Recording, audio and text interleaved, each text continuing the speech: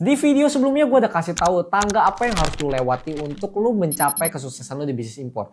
Dan di video kali ini gue akan kasih tahu lu lobang-lobang apa yang harus lu hindari agar lu tidak jatuh saat lu mau memulai bisnis impor.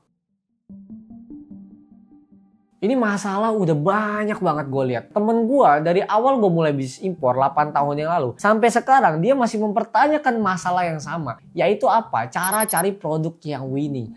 Dia sok-sok mau research produk apa yang winning. Nggak usah. Zaman gue dulu mulai jualan, gue palu gada, gue jualin semua barang yang laku, gue jualin sampai gue ketemu produk apa, needs apa yang mau gue tekunin, mau gue fokusin untuk gue bisa sampai besar banget. Gak usah lu jadi orang pintar, mau sosokan pintar, lu research sana sini cari produk yang laku, gak usah, lu gak sepintar itu. Mendingan lu tes satu persatu sampai lu bisa dapat produk yang laku. Banyak orang yang gagal dan lama gak mulai-mulai karena kelamaan research produk. Ngapain lu mau jadi orang-orang sok pintar, research produk satu-satu segala macam, cari produk yang target marketnya inilah itulah, nggak usah. Lu cukup tahu produk ini laku ya udah gue jualin. Dulu awal-awal gue jualan, gue nggak ngerti apa-apa. Gue cuman ya udah, oh gue taunya produk ini laku ya udah gue jualin aja. Sampai sekarang gue baru bisa mengerti, oh target market gue begini. Oh gue tahu ini orang-orang ini sukanya apa. Jadi gue bisa tawarin lagi produk yang lain lagi. Untuk lu baru mulai, lu nggak perlu tahu semuanya. Lu cukup tahu yang penting aja. Nggak usah dengerin dosen-dosen bisnis atau mentor-mentor bisnis yang ngajarin lo. Lu harus research produk. Lu harus bikin lean canvas, lu harus bikin begini nih, lu bikin target positioning sekarang. Enggak, jangan kayak orang bego. Mereka yang ngajarin kayak gitu belum tentu bisnisnya jalan dan belum tentu mereka punya bisnis. Kebanyakan yang ngajarin begitu cuma baca buku doang, textbook doang, udah. Temen gue dari awal gue jualan sampai sekarang gue bisa impor kontaineran, dia masih mempertanyakan hal yang sama, masih nanyanya gimana cara cari produk yang laku. Ya Tuhan, gue udah sampai impor kontaineran, gue udah sampai bisa menguasai marketnya, lu masih tanya hal yang sama. Udah dijelasin berkali-kali. Emang dasarnya apa? Emang dasarnya males aja, sok kepintaran, nontonin nih mentor bisnis ini, mentor bisnis itu, ngerasa oh gue pintar, tapi lu nggak ada hasilnya, percuma. Dan banyak juga gitu customer gua yang sukses-sukses, yang hebat-hebat, mereka nggak sepintar itu. Mereka cuma gue taunya produk ini laku, gue taunya barang ini pasti laku di Indonesia, ya sudah gue tinggal jualin aja gitu. Awalnya jualan kecil-kecilan, mulai dulu jualan ambil kecil-kecilan sampai mereka growth terus sampai tahu marketnya tuh sukanya ini, gue cross selling jual barang yang ini, gue ada barang ini kayaknya cocok nih. Lu nggak perlu kayak gitu di awal, lu nggak perlu jadi sok kepintaran. Lu udah jualan baru lu tahu. Lalu yang berikutnya, banyak orang yang amsyong, bukan cuma sekedar gagal, bukan cuma sekedar mereka nggak mulai-mulai, tapi banyak orang yang jatuh miskin, jatuh bangkrut karena hal ini. Apa? Dengerin mentor-mentor bisnis yang ngajarin mereka impor. Impor itu sudah pasti laku. Lu impor dulu baru lu jualan. Jangan mau dengerin yang kayak gitu. Kenapa? Mereka kasih tahu lu impor sudah pasti laku segala macam, disuruh impor sama mereka. Barangnya udah nyampe sampai sini dan barang lu nggak laku. Emang mereka mau tanggung jawab? Nggak mau. Makanya gue paling sering dapat misalnya nih, customer service gue, admin gue itu sering banget dapat chat yang dimana orang baru mau impor minta produk laku, dan gue selalu bilang jangan pernah kasih mereka produk yang laku, jangan pernah rekomendasi produk apapun karena itu akan jadi tanggung jawab kita kalau barang itu nggak laku. Dan gue nggak mau orang jatuh karena gue. Lebih baik lu coba jualan dulu. Gue akan selalu saranin followers gue, semua orang yang belajar sama gue, walaupun kalau lu impor sama gue sudah pasti untung di awal, tapi gue nggak mau karena semua customer gue anggap mereka semua seperti partner bisnis gue. Jadi makanya gue nggak pernah mau rekomendasi orang. Bahkan sekalipun temen gue atau saudara gue minta rekomendasi produk yang laku, gue nggak pernah mau kasih. Kenapa gue nggak mau kasih tahu? Karena lu bisa impor pun, lu belum tentu ngerti cara jualinnya. Jadi bukan cuma ngerti impor doang, lu mesti ngerti cara jualinnya. That's why makanya gue selalu bilang jualan dulu. Lu tes dulu, lu cari dulu produk yang bisa laku. Lu coba-cobain semua satu-satu yang mana bisa laku. Produk ini laku gue coba jual, produk ini laku gue coba jual. Sampai lu dapat produk ini stabil nih penjualannya, baru lu impor. Lu ambil lokal dulu nggak apa-apa, untung lu 20-30% nggak apa-apa, kecil dulu, it's okay. Karena gue banyak juga customer gue tuh yang mulainya dari kecil-kecilan, ambil sama distributor, ambil dari pasar Senen, ambil dari pasar pagi. Mereka banyak yang kayak gitu, ambil dari ASMK, mereka jualnya ambil untung paling 20-30%. Tapi setelah mereka tahu, ini udah pasti laku nih barangnya nih, ini setiap bulan nih terjualnya segini nih, ya udah gue impor di Cina, gue impor untuk tekan HPP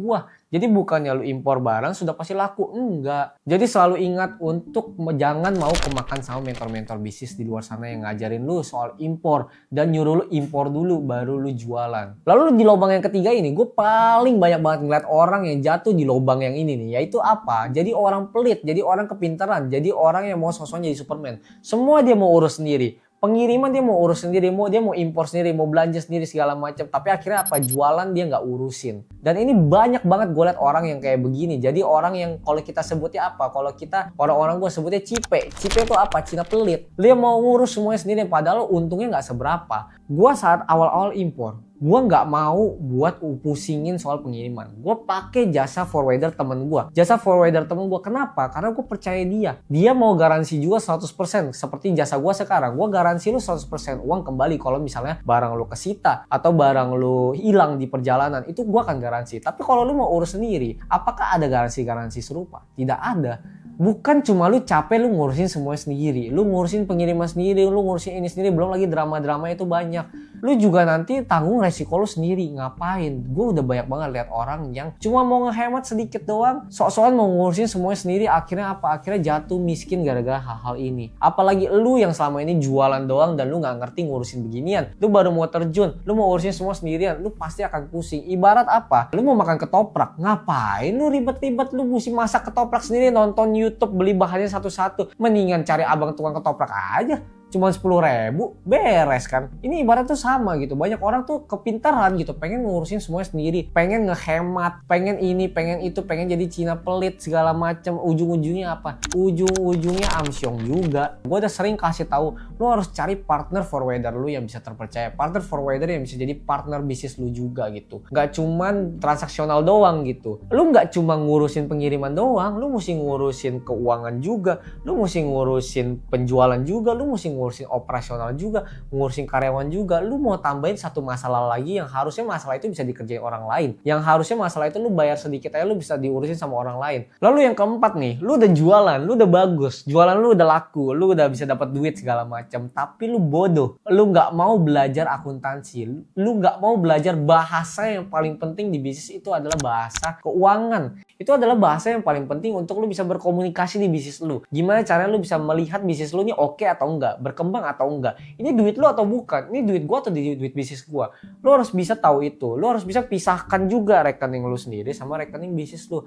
Banyak orang yang gua lihat udah bisnisnya udah jalan sampai tahun-tahunan tapi begitu-begitu aja. Bahkan malah makin turun terus. Kenapa? Karena dia ngerasa oh ini duit gua. Gua pakai buat cicil rumah, gua jadi pakai. Akhirnya apa? Pengeluaran pribadi dia lebih besar daripada expense bisnis dia. Bisnis dia nggak butuh expense yang besar-besar banget. Harusnya duitnya bisa dipakai buat growth bisnis dia lagi. Dia udah pakai buat expense dia nih segala macam, nih cicil mobil, cicil rumah segala macam. Akhirnya bisnisnya jatuh bukan karena bisnisnya bangkrut, bukan karena bisnisnya nggak laku, tapi karena keinginan pribadi dia. Karena oh gue cicil rumah, gue cicil mobil. Nggak usah jadi orang kepintaran. Nggak usah jadi orang yang gampang puas. Ini kenapa gue selalu ingetin lagi? Karena banyak banget gue liat orang yang jatuh di hal ini.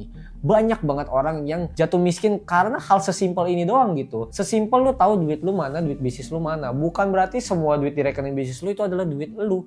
Bukan. Lu harus putar terus, lu harus growth bisnis lu terus. Jangan lu langsung nikmatin, jangan langsung lu pakai duitnya. Lu harus belajar bahasa yang paling penting dalam bisnis itu apa, yaitu bahasa akuntansi. Lu harus paham itu banget gitu.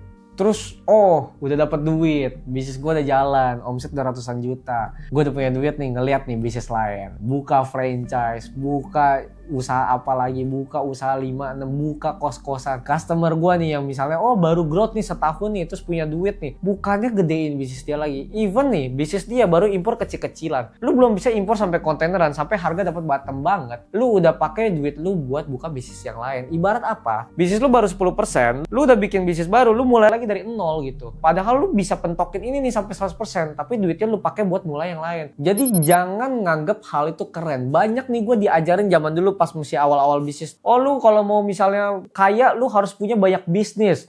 Lu harus punya banyak kaki. Enggak. Bener-bener enggak. Lu cukup punya satu, tapi jadi gede segede-gedenya. Baru lu bisa lihat bisnis yang lain. Jangan lu lihat bisnis yang lain, lu mau bikin bisnis 5, 6, 7. Enggak ada orang yang super-super kaya yang gua kenal, yang konglomerat. Itu punya bisnisnya banyak. Mereka punya bisnisnya banyak. Itu sekarang, bukannya dulu. Dulu mereka dari kecil, mereka sampai bisa besar banget. Mereka fokus di satu. Mereka pentokin semua setiap hari.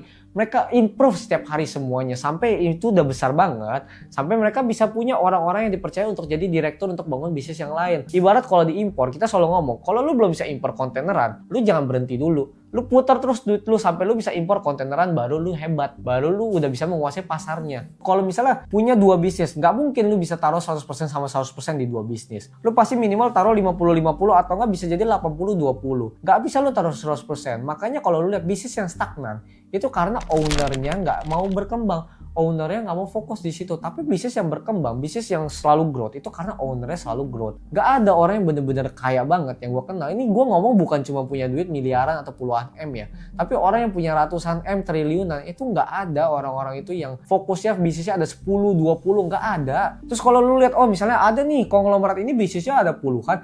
Iya, tapi kan nggak semuanya dia turun tangan. Dia paling turun tangan cuma ke bisnis dia yang paling utama doang. Sisanya itu bisnis kecil-kecil yang lain yang diurusin sama orang lain. Nggak dia yang ngurusin semuanya. Dia tetap fokus sama bisnis utama dia. Sudah pasti seperti itu gitu. Sedangkan lu belum jadi konglomerat, masih UMKM doang. Lu udah mau bikin bisnis ini itu, mau bikin A, B, C, D, E, F, G, ya sudah, duit lu lama-lama akan habis buat hal yang tidak berguna gitu. Tuh, makanya lu pasti banyak lihat orang yang darinya punya banyak duit di bisnis A, terus malah jadi bangkrut atau jadi jatuh gara-gara bisnis B, bisnis C. Sudah banyak banget terjadi. Lebih baik lu fokus sama bisnis lu satu itu aja. Bisnis lu yang udah lu jalanin, fokus sampai pentok, bener-bener pentok. Sampai di mana lu taruh duit lagi ke bisnis lu itu nggak bisa berkembang lagi. Lu mau taruh duit lagi atau lu udah nggak sanggup lagi buat kembangin bisnis itu lagi. Sampai situ baru lu bisa lihat bisnis yang lain. Dan walaupun gua kasih tahu lobang-lobang ini yang harus lu hindari, pasti ada lobang-lobang lainnya dalam hidup lu yang akan lu lewati nantinya.